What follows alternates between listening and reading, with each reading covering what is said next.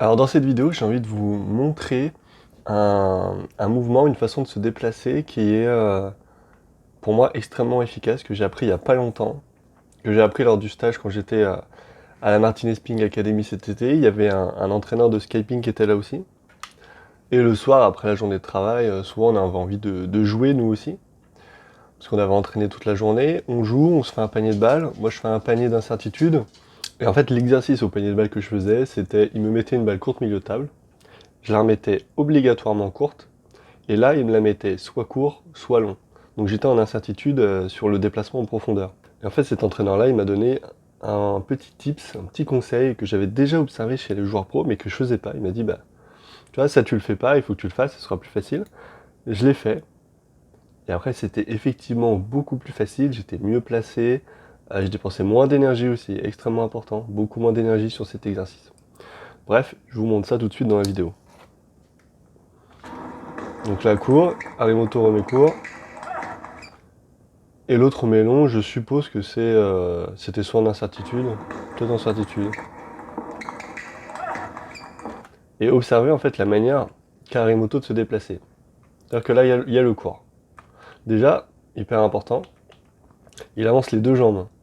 Ok. C'est-à-dire que là, il y a le court, Harimoto n'avance pas que la droite.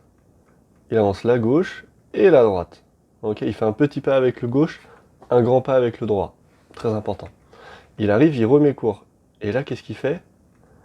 Il recule, il fait un pas en reculant, mais un petit pas. L'autre met court, du coup il refait un petit pas vers l'avant pour se retrouver dans la première position. Et là, l'autre, il va mettre long. Harimoto, il fait un premier pas vers l'arrière.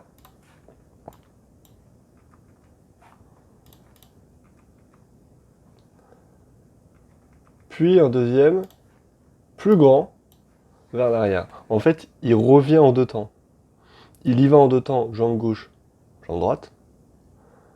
Il recule en un temps dans un premier temps. Et en fait, le fait de reculer en un temps, c'est plus facile. De reculer en deux temps, pardon. Parce que le premier petit pas, une fois que vous êtes là, une fois que vous êtes là, si la balle, elle est courte, bah, ça veut dire que vous avez que ça à vous déplacer. Et si la balle, elle est longue, vous avez que ça à vous déplacer. Dans tous les cas, c'est plus efficace. Parce que si vous êtes avec votre pied ici, que vous devez à chaque fois revenir là, vous vous rendez compte qu'elle est courte, revenir là, vous vous rendez compte qu'elle est encore courte, revenir là, c'est hyper énergivore. Alors que si vous êtes ici, vous faites un premier pas en recul, vous vous rendez compte qu'elle est courte, vous revenez, vous vous rendez compte qu'elle est courte, vous refaites encore un pas, vous vous rendez compte qu'elle est longue, vous finissez votre pas pour faire un deuxième grand pas. Et en fait, c'est beaucoup plus facile. Je vais vous repasser la vidéo.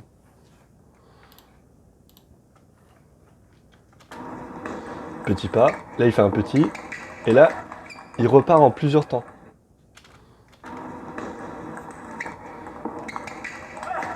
Et souvent, l'erreur qui est faite, en fait, c'est de faire des énormes fentes. J'avance jambe droite. Donc déjà, souvent, la jambe gauche, elle avance pas. Donc ça oblige la jambe droite à faire un plus grand pas, ce qui est hyper difficile. C'est-à-dire, tout le poids du corps est sur la jambe droite. Et au moment où vous avez tout le poids du corps sur la jambe droite, eh ben, c'est hyper dur de pousser pour revenir. D'ailleurs, c'est rare que la jambe droite, elle fasse le retour complet. Souvent, elle est là. Du coup, ça veut dire que vous êtes trop près de la table. Et si le mec il pousse tendu, vous êtes surpris. Donc je récapitule. On avance, jambe gauche un peu, jambe droite d'un grand pas. Ensuite, une fois qu'on a remis court, on fait juste un petit pas vers l'arrière, un pas de transition, où on observe est-ce que la balle elle va me revenir court ou est-ce qu'elle va me revenir long. Si elle remet court, je refais un petit pas vers l'avant et je la remets court. Si elle est en effet longue, je finis par faire un 3/4 de grand pas et je suis bien placé. Et je suis vraiment bien placé. Hop, je vous remets la vidéo une dernière fois.